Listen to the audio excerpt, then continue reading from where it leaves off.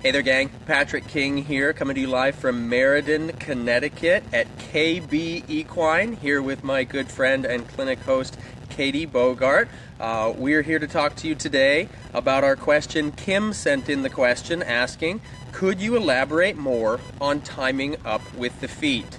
And boy, can I elaborate more on timing up with the feet. That's something that we talk about all the time in our clinics, classes, and lectures around the country.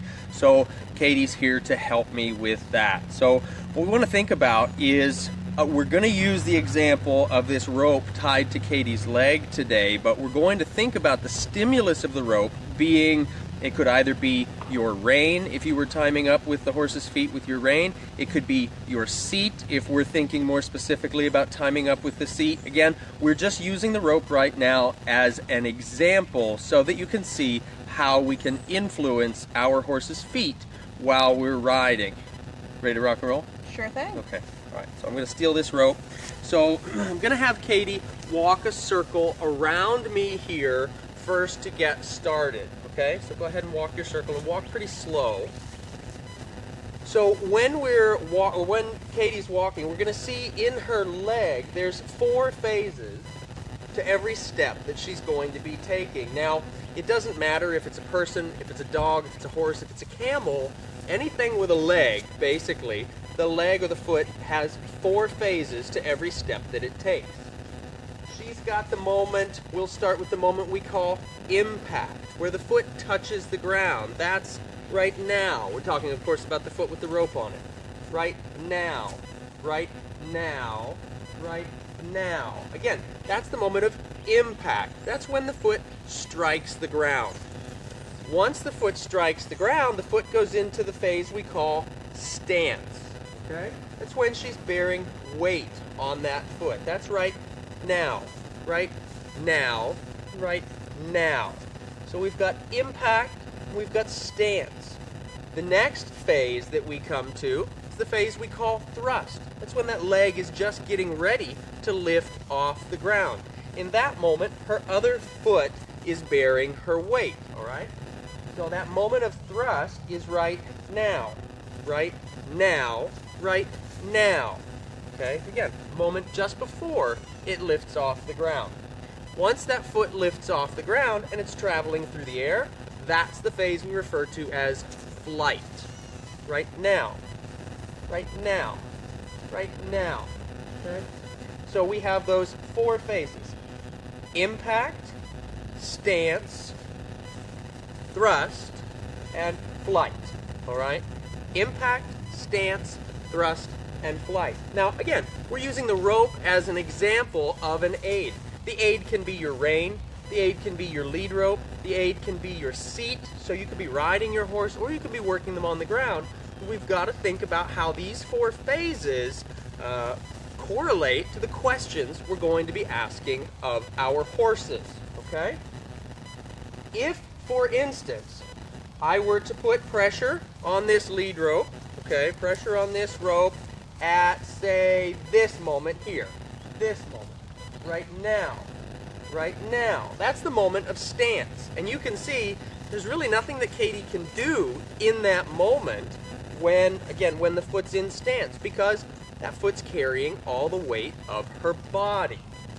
If I were to put some pressure on that rope, say, right now, right now, right now, as she's starting to step on that foot, in that moment we call impact, you notice that kind of slowed her down a little bit, right? Even though she's trying her best to be stoic and to resist,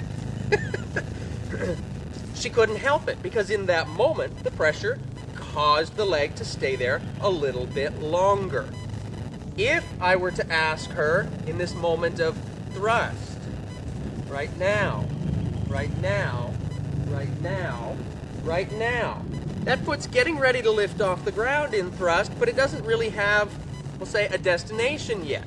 That's when I can best tell that foot where to go, where to reach, or if I were maybe touching with a dressage whip or I were aiding with my seat, I could encourage that leg to stride farther forward or a little faster in that moment.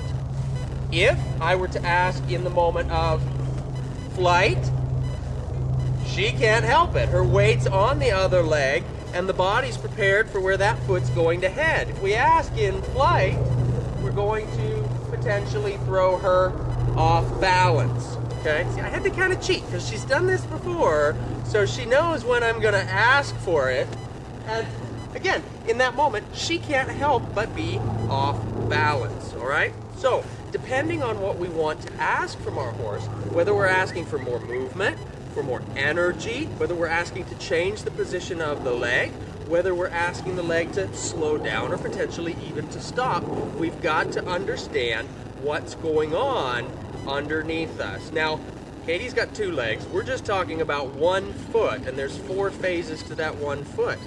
Your horse presumably has 4 legs. So in any one stride, there's 16 moments that are taking place there. And for everything that you want to ask, there's only one right moment, depending on the leg that you're talking to. So that's something that I want you all to think about. So, Katie, thank you for that. We can step up here a little bit. So I hope, Kim, that helps you, and I hope everybody else out there, I hope that helps you to understand a little bit more of the importance of knowing and understanding the timing and the footfall of your horse. Again, whether you're riding or whether you're working with him on the ground. So if this is something that you found helpful, if you have some friends that might find this video helpful, please tag them in the comments section below this video. Nothing like being rude and reaching out in front of you there. Sorry about that. Tag them in the comments section below this video.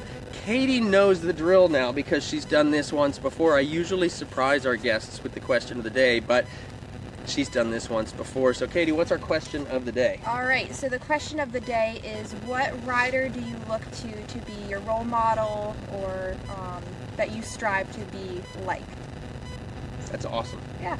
That's awesome. I know I can think of probably 5 or 6 riders that I would try to emulate, that I kind of channel when I'm riding, that I want to be a lot like. So that's an awesome question. Post your answers to that question in the comments section below this video. If you found this helpful, please share the video. If you have a friend that would maybe find this helpful or needs to learn a little bit more about this, please either share it with them or tag them also in the comments section below. And don't forget, gang, you guys keep asking questions. We'll keep talking about horses. Thanks so much.